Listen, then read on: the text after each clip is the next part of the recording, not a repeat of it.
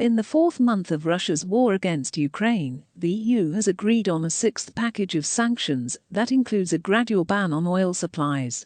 Onion tried to figure out how this decision will hit the Russian economy and whether there are other ways to cut off the cash flows of the aggressor country from the sale of energy resources. In the fourth month of Russia's bloody war against Ukraine, European countries have shown unparalleled unity on the issue of severe economic punishment of the aggressor country. After several unsuccessful attempts to reach an agreement, the European Union nevertheless came to a compromise regarding the introduction of a ban on the purchase of Russian oil, which was included in the sixth package of sanctions. The agreement to ban Russian oil exports to the EU covers more than two-thirds of Russia's oil imports, cutting a huge source of funding for its war machine. Maximum pressure on Russia to end the war, European Council President Charles Michel said. The final document will be signed by the participating countries in the coming days or even hours. Most importantly, a fundamental decision to cut off Russia's main part of the cash flows from the sale of energy resources has already been made. Anchor, slowing down the negotiation process in the EU, was expectedly our neighbour, Hungary. The Prime Minister of this country, Viktor Orban, who has been in power for 2 decades, categorically rejected the idea of a quick and complete rejection of Russian oil, on which he himself hooked the Hungarians. Because of this position, the ban on the supply of Russian oil via the Druzhba pipeline, which is the main source of crude oil imports to Hungary, was removed from the sanctions package. Bulgaria also received an indulgence, in which the embargo on the purchase of Russian oil was postponed until the end of 2024. What are the irreversible consequences? Russia receives almost half of its budget revenues from the sale of oil and natural gas. About 80% of income comes from taxes on the sale of oil and petroleum products, and 20% from gas. In the first quarter of 2022 alone, Russia received $35 billion in tax revenue from oil and gas trading, which is $1 billion every 3 days. At the same time, Europe accounts for the lion's share of Russian energy supplies. The format of the embargo for Russia, agreed by the European Union, affects 75% of all oil imports, which will entail irreversible consequences for the oil industry of the aggressor country. So, the ban on offshore supplies of oil comes into force 6 months after the decision is made, for oil products, after 8 months. The sanctions also include a ban on insurance of oil cargoes that are resold to third countries. Delivery via the Druzhba pipeline through Ukraine will continue for Hungary and other landlocked countries until alternative supplies are secured. At the same time, Germany and Poland announced that they would voluntarily refuse to import Russian oil through Druzhba until the end of this year, regardless of decisions in the EU. The fact is that, unlike sluggish Hungary, Poland has been preparing for the failure of Putin's bloody energy resources for more than a decade and has been building the appropriate infrastructure. Germany, finally recognizing Russian oil and gas as a weapon, agreed on supplies with other countries in a few months. Country gas station is over. Ukrainian Energy Minister Herman Galishchenko believes that an embargo on Russian oil and oil products will undermine the Kremlin's economic ability to finance a war against Ukraine. The ban is partial and will apply to tanker oil and oil products, which is 2/3 of deliveries to the European Union. A temporary exception is provided for pipeline oil. But by the end of the year, Russian oil imports to the EU should be reduced by 90%, Galishchenko said.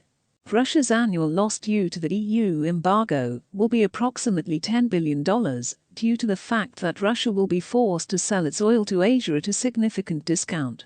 Another $12 billion of losses will be caused by the refusal of Poland and Germany from Russian oil, which the countries receive through the northern branch of the Druzhba pipeline. As the minister notes, together this is 1/3 of last year's military budget of Russia. They show that the rejection of Russian hydrocarbons for Europe is not a matter of survival, but of determination. A little more, and Russia will no longer be able to impose its will on anyone, blackmailing energy carriers.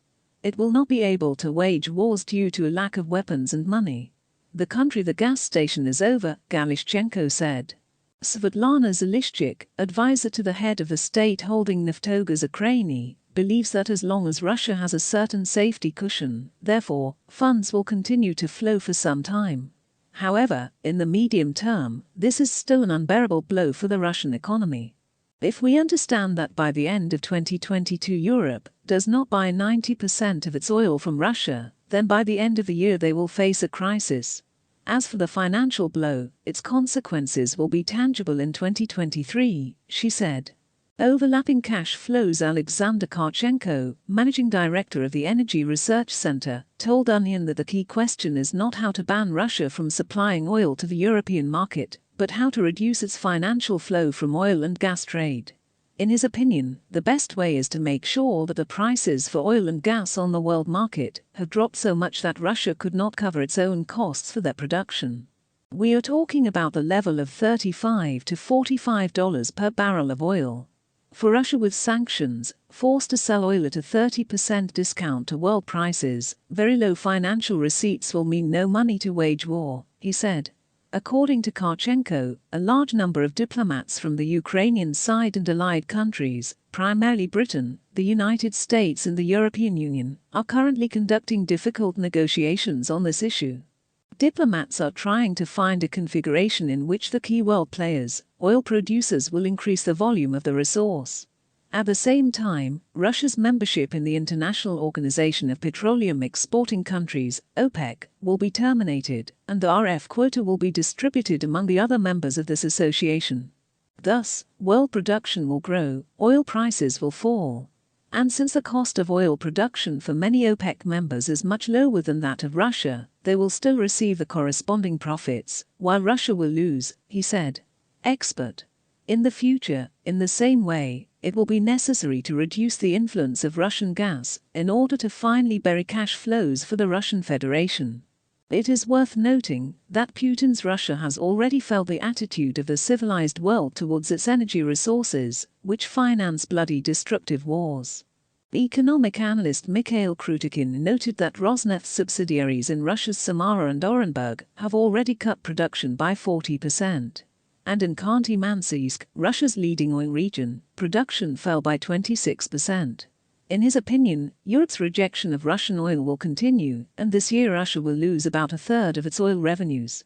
In Russia, oil refineries may be completely or partially closed, because Europe will no longer need the previous volume of Russian oil products. As a result, oil companies will be forced to reduce production, close wells, Krutikin said. It is obvious that the world energy market is going through a period of radical change, where a fundamental reshuffle of forces is taking place before our eyes.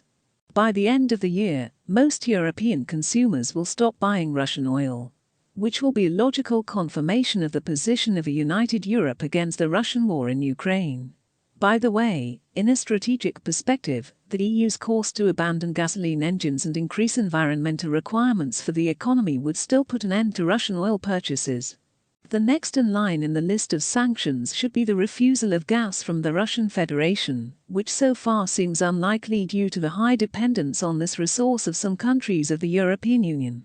But it is worth noting that the war forced Ukraine to be stronger on all fronts, including titanic shifts in the European consciousness and the economy of the European Union, were due to Ukrainian efforts. And this is not our last victory.